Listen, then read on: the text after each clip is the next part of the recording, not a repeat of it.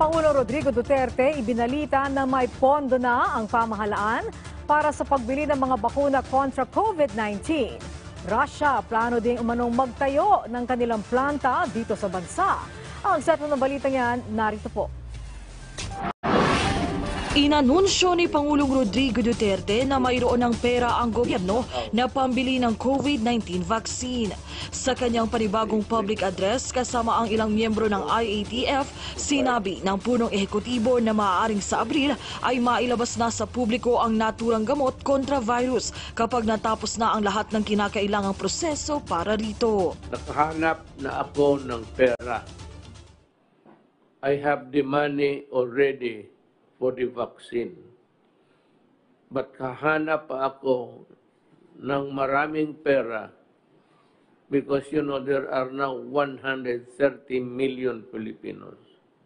And to me, ideally, all should have the vaccine without exception.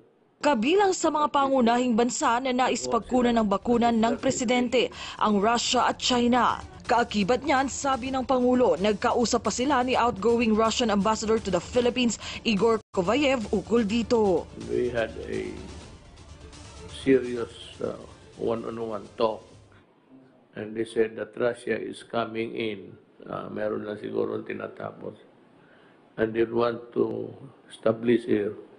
Gagawa sila ng planta, pharmaceutical naman. And ang vaccine papasok rin sila. Para sa akin, it's either China or Russia, okay na ako.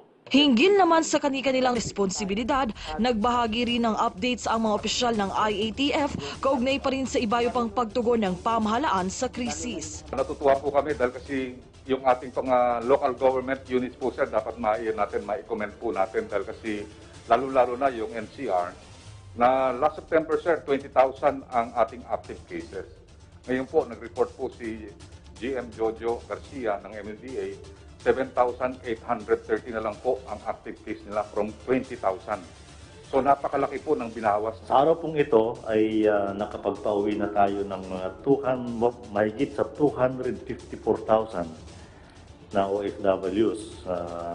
At pagkatapos na sila naman ay napatnadala na sa kanilang mga lalawigan. Yung po ating contact tracers po, i-report ko lang po, na doon po sa 50,000 na contact tracers, 64,422 nag-apply at 41,068 na po ang qualified dito. Mela Lesmoras para sa Bayan.